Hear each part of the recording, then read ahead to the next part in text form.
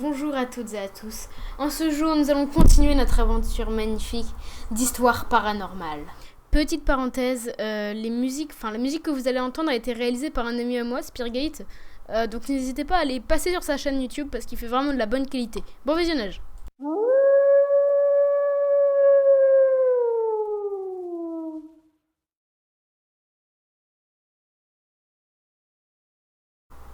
C'était en journée. Je faisais mes devoirs tranquille.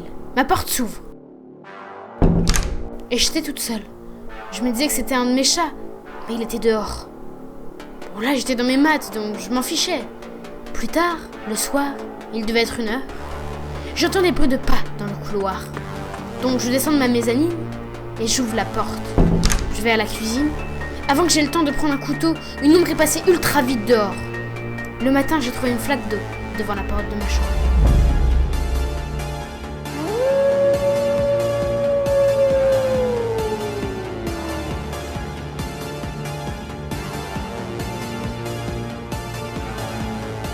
Il y a plus d'un mois, il était 20h30. Je suis dans mon couloir de l'entrée et la lumière s'éteint. Puis j'avance dans mon salon et la lumière s'éteint aussi. J'avance et là je vois pendant 3 secondes comme la dame blanche. Du coup je tape un sprint dans les escaliers et là je suis devant ma chambre.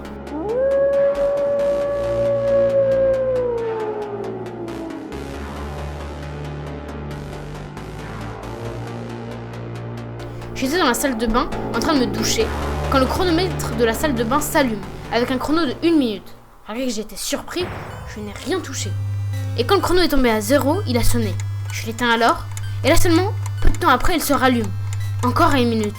Je le rééteins, mais il se ralluma quelque temps après, et encore, et encore, et encore. Je sors de la salle de bain réhabillée avec mon pyjama. Mais le chronomètre continue à se répéter en boucle, toujours 1 minute. Il s'active, 1 minute après, il sonne pendant 1 minute, et ensuite il se réatteint, tout seul pendant 1 minute avant de répéter la même chose en boucle. Et malgré l'étrangeté de tout ça, je n'éprouve aucune peur. Même en pensant que ça pourrait être paranormal, je n'arrive pas à en avoir peur. Au contraire, j'en souris.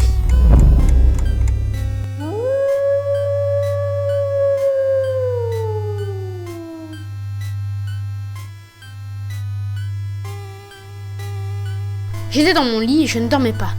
Il était vers 2h du matin. Soudain, j'entends un bruit de parquet qui craque, comme si quelqu'un marchait dessus. Je sors de mon lit. Je prends une lampe torche et je regarde s'il y a quelqu'un. Je ne vois personne. Je décide de retourner dans ma chambre. Mais...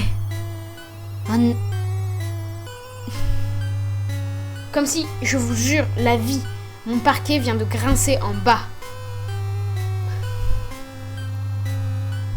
Un homme est face à mon lit, dos à moi. Je flippe, je ne sais pas quoi faire.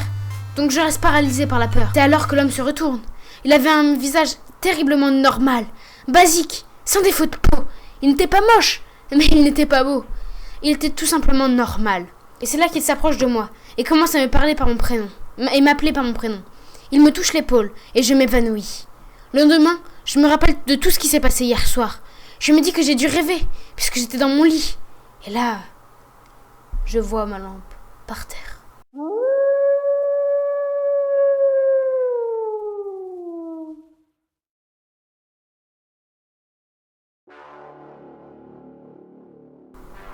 Oula, Ravecrafter il nous a écrit un roman, le mec. Moi je vis dans le Québec, et plus précisément dans la ville X, qui autrefois était habitée par des peuples amérindiens qui pratiquaient des rituels vaudous, ou tout autre rituel satanique. Et selon les archives, vers là où je vis, il y a plusieurs phénomènes qui se sont produits, et je vais vous en parler. Alors j'ai vécu ça il y a 3 ans, et croyez-moi c'est pas du fake. C'est une histoire qui m'est restée gravée dans l'esprit car elle s'est produite chez moi, dans ma salle de bain. Alors il faut savoir que j'ai une grande famille et souvent on a des fêtes de famille et les gens qui traversent tout le Québec pour venir chez ma grand-mère doivent dormir quelque part.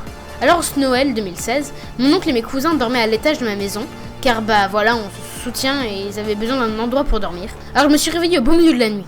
J'ai eu besoin d'aller aux toilettes car voilà donc je me suis rendue vers ma salle de bain et là je vais vers la porte et je tourne un poignet.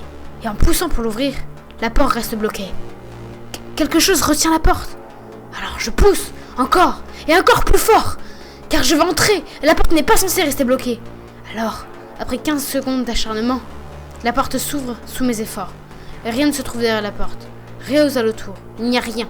Putain, j'ai vraiment flippé ma race.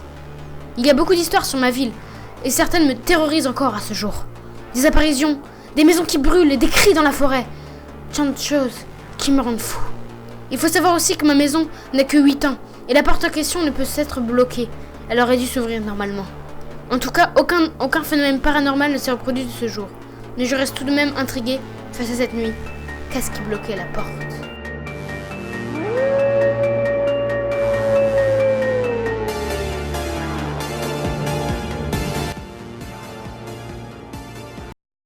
J'avais 4 ans.